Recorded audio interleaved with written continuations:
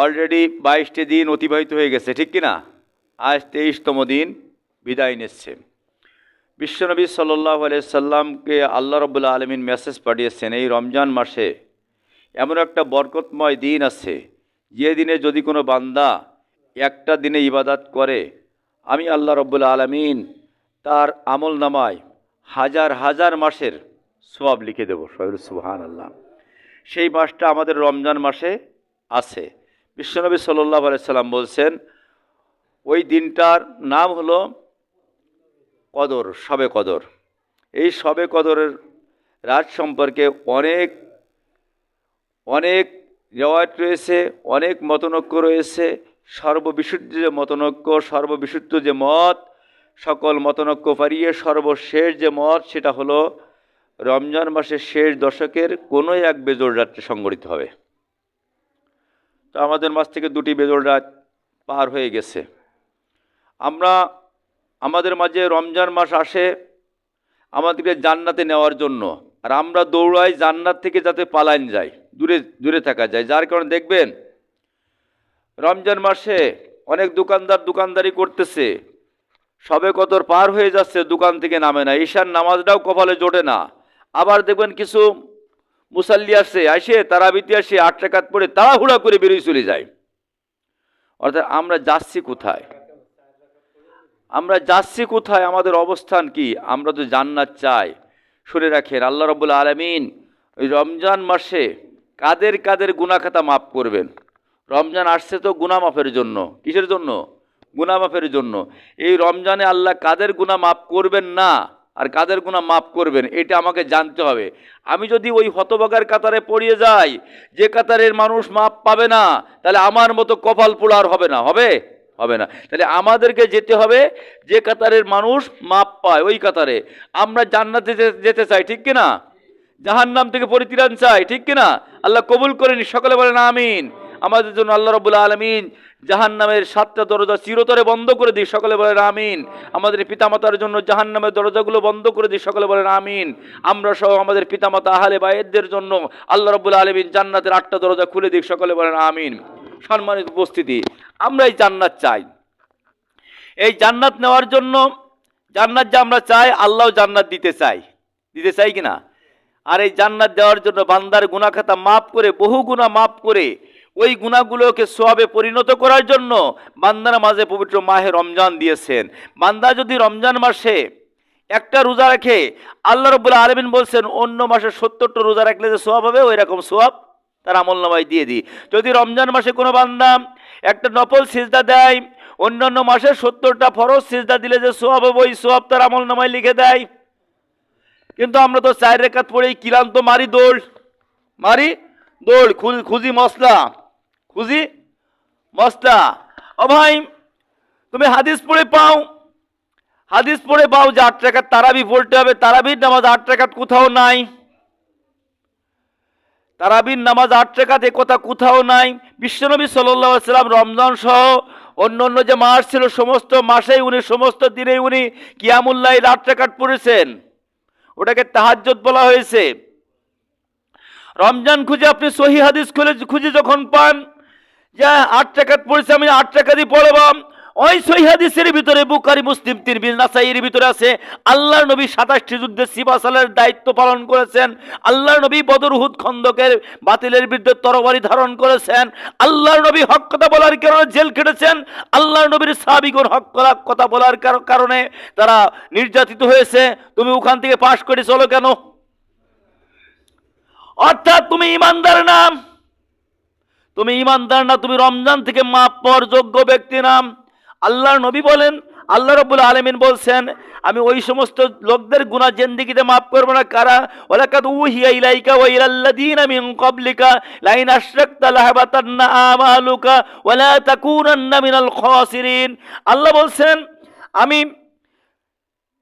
সূরা জুমারের 65 নম্বর আয়াত আল্লাহ বলছেন, আমি হে নবী, আপনার প্রতি আমি ওহী করেছি, আপনার পূর্ববর্তী নবীদের পরে আমি ওহী করেছিলাম। ওয়ালাকাদ উহিয়া ইলাইকা ওয়া ইলাল্লাযিনা মিন ক্বাবলিকা লাইন আশরাকতা, যদি তারা শিরিক করে লাহাবাতান্না আমালুকা, আমি তাদের জীবনের সমস্ত আমলনামা নষ্ট করে দেব, ধ্বংস করে দেব। অর্থাৎ যারা শিরিক করেন, আল্লাহর সঙ্গে পার্টনারশিপ করেন, আল্লাহর সঙ্গে অংশীদারিত্ব করে, তাদের গুনাহ রমজান মাসে মাফ হবে না। বুঝছেন কথা? রমজান মাস হওয়ার কিন্তু সুযোগ নেই। এরপরে আপনারা বলতে পারেন, হুজুর রোজা তো রাখি, কালেমা তো পড়ি, এগুলো করি, তা কেন মাপ পাবে না, পাবো না? আল্লাহ রাব্বুল আলামিন সূরা মায়েদার 5 নম্বরে আয়াতের ভিতরে বলছেন, ওমাই ইয়াকফুর বিল ঈমানি ফাকাদ হাবিতা আমালুহুম ওয়া হুয়া ফিল আখিরাতি মিনাল খাসিরিন। আল্লাহ বলছেন ঈমানের সাথে কুফরি করে, ঈমানের সাথে কুফরি করে। ওমাই ইয়াকফুর বিল ঈমান, কালেমা পড়ে আর কুফরি করে, নামাজ পড়ে, তাহাজ্জুদের নামাজ পড়ে আর বামপন্থী রাজনীতি করে, তাহাজ্জুদের নামাজ পড়ে আর ইসলাম বিদ্বেষীদের পক্ষ নিয়ে কোরআনের রাজকে ভুলণ্ঠিত করে। এরকম লোক আছে না? আছে কিনা? আল্লাহ বলছে যে ঈমানের সহিত কুফরি করে, এরা ঈমানের সহিত বাজাবাত নামাজ পড়ে, এরা তাবলিগ জামাত করে, এরা হজ করে, এরা যাকাত দেয়, এই কাজগুলো করে। আবার কুফর মানে ঢেকে দেওয়া। কুফর মানে কি? ঢেকে দেওয়া। মানব রচিত আইন দিয়ে আল্লাহর আইনকে ঢেকে দেয়, ঢেকে দেওয়ার চেষ্টা করে। আল্লাহ বলছেন, কুরআন পাঠিয়েছি আমি পৃথিবীকে পরিচালিত করার জন্য, রমজান পাঠিয়েছি তোমাদের জন্য মডেল হিসাবে। রমজানের রোজা রেখে কিভাবে আমার ইবাদত করবে, এই মডেল রমজান থেকে নেবে। বুঝছেন কথা? কিভাবে আমার ইবাদত করবে এটা নেবে। যদি কোনো বান্দা, ধরে নেন একজন রিক্সা চালক, আসরের নামাজের সময় উনি পেডেল পায়ে চালানো রিক্সা চালাতে যশোরে গেছে। যশোরে সে আসরের নামাজ পড়ার পরে মনিহারের সামনে একটা মসজিদ আছে না? মনিহারের এই পাশে পশ্চিম দিকে গোল চত্বর করে ওই মসজিদের উজুখানায় ধরে নেন আসরের নামাজ পড়লাম। উজু করে নামাজ পড়ে বাইরে এসে নামাজের পরে উজুখানায় ওখানে বসে হাতে মুখে পানির রিক্সা চালাতে যাবে, কিন্তু শারীরিক যে অবস্থা, পেডেল আর মারতে পারবে না, এত দুর্বল হয়ে গেছে। উনি বলছেন, আল্লাহ আমার মালিক, আমার পকেটে তখন টাকা আছে 40 টাকা, চাউল তো 1 কেজি হবে না, বাড়িতে সংসারে যে সদস্য আছে তা প্রায় 7 জন। কয়জন? 7 জন। 1 কেজি চাউল যদি আমি না কিনতে পারি, তারা তো ইফতারি করতে পারবে না, তারা সেহরি করতে পারবে না, কালকে রোজা রাখতে পারবে না। আমার মালিক আল্লাহু আলিমুন বিজাতিস সুদূর, তুমি তো আমার মনের খবর সব জানো। তুমি তো শুধু আমার মনের খবর জানো না, আসমান জমিনে কি হচ্ছে সবই জানো, আগামীকাল কি হবে তাও তুমি আল্লাহ জানো। আল্লাহ তুমি তোমার মনের সংবাদ জানো। আল্লাহ আমি এই মুহূর্তে 12 ঘন্টা রোজা রাখার কথা ছিল, আল্লাহ 11 ঘন্টা রাখি ফেলেছি। আল্লাহ এখন ইফতার করতেছি, কিছু সওয়াব আমারে দিয়ে, কিছু সওয়াব আমারে দিয়ে দেবে, সওয়াব দেবে আল্লাহ। 11 ঘন্টা কি বৃথা? 11 ঘন্টা বৃথা। যদি কোনো মানুষ রমজানের রোজা রাখার পরে মহাগ্রন্থ আল কুরআনুল কারীম পরিপূর্ণ মানার চেষ্টা না করে, ও রমজানের রোজাও বৃথা, ও রমজানের রোজাও বৃথা। আল্লাহ রাব্বুল আলামিন কালামে পাকের ভিতরে সূরাতুল বাকারার 183 নম্বর আয়াতের ভিতরে রোজা ফরজ করেছেন। কুতিবা আলাইকুমুস সিয়ামু কামা কুতিবা আলাল্লাযিনা মিন ক্বাবলিকুম লাআল্লাকুম তাত্তাকুন। কত নম্বর আয়াত বললাম? 183। আর ওই সূরার ভিতরে, ওই সূরা বাকারার ভিতরে আল্লাহ রাব্বুল আলামিন 208 নম্বর আয়াতের ভিতরে বলছেন, ইয়া আইয়ুহাল্লাযীনা আমানু দুখুলু ফিস সিলমি কাফা। ও ঈমানদারেরা, তোমরা যারা ওই রমজানের রোজা রেখেছো ঈমান এনে, তোমরা ইসলামের ভিতরে পুরোপুরি প্রবেশ করো। উদখুলু ফিস সিলমি কাফা। রমজানের রোজা 12 ঘন্টা রাখা তোমার জন্য ফরজ ছিল, আর ইসলামের ভিতরে পরিপূর্ণ প্রবেশ করা ফরজ ছিল কিনা? বলেন ছিল কিনা? আমরা কি করতেছি কিনা? যারা রমজানের রোজা রাখার পরে ইসলামের ভিতরে পরিপূর্ণ প্রবেশ করার চেষ্টা করে না, এদের গুনাহ রমজানে মাফ হবে না, এদের গুনাহ রমজানে মাফ হবে না। তারপরে এরা ঈমানের সহিত কুফরি করে। ওমাই ইয়াকফুর বিল ঈমানি ফাকাদ হারামাল্লাহু আলাইহিল জান্নাহ। আল্লাহ বলেন, যারা ঈমানের সহিত কুফরি করে, ঈমান আনয়ন করার পরে কুফরি করে, ঈমান আনছে, রমজান রোজা রাখছে, পাজামাত নামাজ পড়তেছে, আবার বামপন্থী অর্থনীতি চালাচ্ছে, বামপন্থী রাজনীতি চালাচ্ছে, সুদ ভিত্তিক অর্থনীতি চালাচ্ছে, এই কাজগুলো যারা করতেছে, আর লোক দেখানো জাকাত দিচ্ছে। লোক দেখানো জাকাত বোঝেন?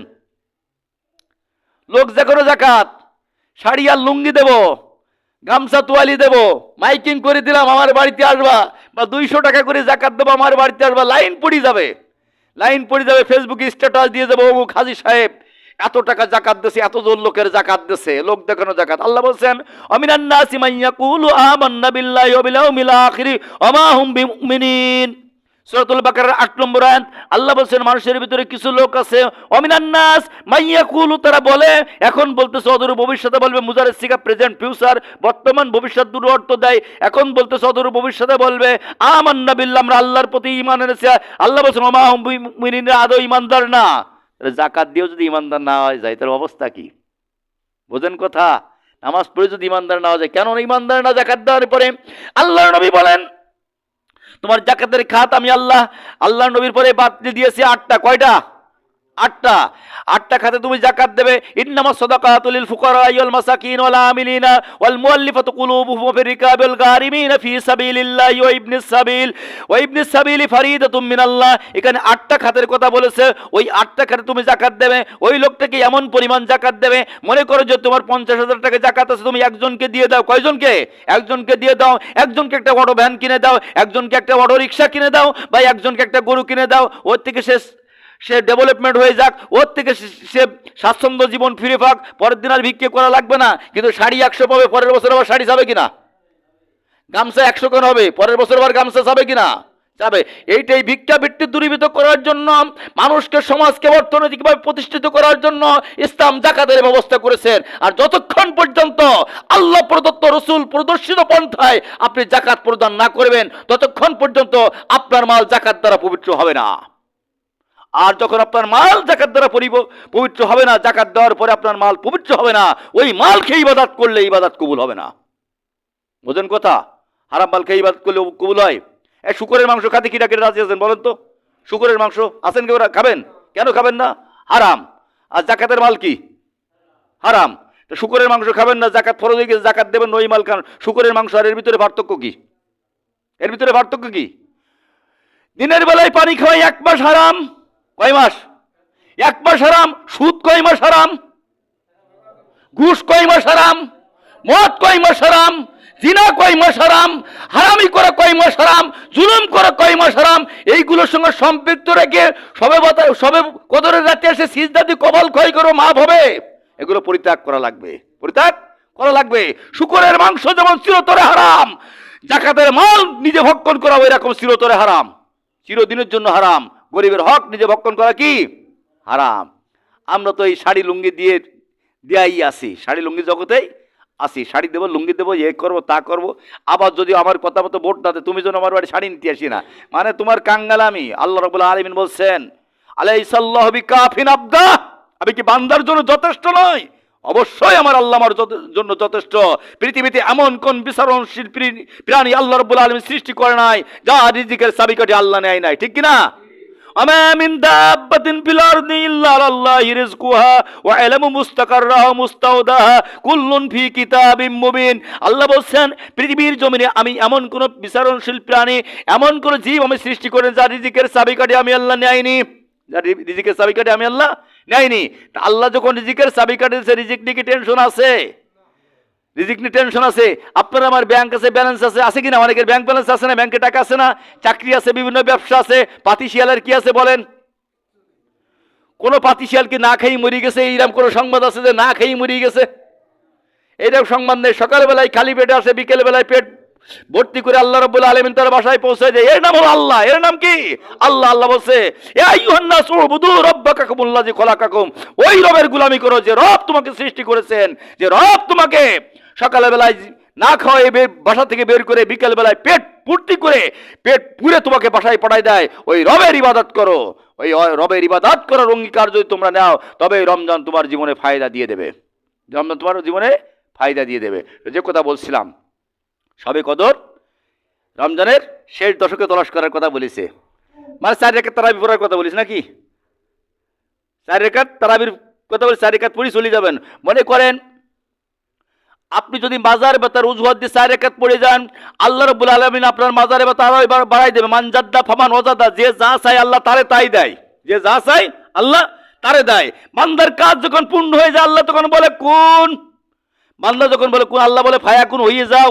ওর মাজাই ব্যথা সাকান দেশে নামাজে যাইয়ে সারাদিন চাঁদ দোকানে বাজারে বিভিন্ন জায়গায় ঘোরাফেরা করার মাজাই ব্যথা থাকে না, নামাজে যাওয়ার পর ওর মাজাই ব্যথা সাকান দেশে ফায়াকুন, ওর মাজাই ব্যথাটা হয়ে যাও। ও মরণ বেদি আর আল্লাহ তুমি ভালো করি না। সূরা ইয়াসিনের ভিতরে আছে না? আছে কিনা? বান্দার কাজ যখন সম্পন্ন হয়ে যায়, বান্দার ইরাদা যখন সম্পন্ন হয়ে যায়, বান্দার নিয়ত যখন পরিপূর্ণ হয়ে যায়, সাথে সাথে আল্লাহ বলে ফায়াকুন, ওটা হয়ে যা, ওটা হয়ে যা, হয়েও যায়, ও রোগ আর ভালো হয় না। নামাজ আসলি মাজাই বাজার চাকান দে, নামাজ আসলি পেট ব্যথা চাকান দে, রমজান আসলি পেট ব্যথা চাকান দে, রমজান আসলি যার পেট ব্যথার ভান করে, পেট ব্যথা নিয়েই মরবে। ও কি করবে? পেট ব্যথা নিয়েই মরবে। এই জন্য আপনাকে আমাকে ফিরে আসতে হবে। রমজান আসছে, আপনার আমার জীবনের গুনাহ খাতা মাফ করে জাহান্নামের পথ থেকে হাতছানি দিয়ে বের করে নিয়ে জান্নাতে নেওয়ার জন্য। এই জান্নাতে যেতে চান কিনা? জান্নাতে যেতে আল্লাহ কবুল করেন, সকালে বলেন আমিন। তো জান্নাতে যেতে গেলে রমজান আদর্শ মানতে হবে। আমাদের সামনে আর যে কয়টা দিন আছে, যে কয়টা দিন আজ 23শে রমজান চলে যাচ্ছে, আল্লাহ চাইলে হয়তো বা আর 7টা হতে পারে বা 6টা হতে পারে, ঠিক কিনা?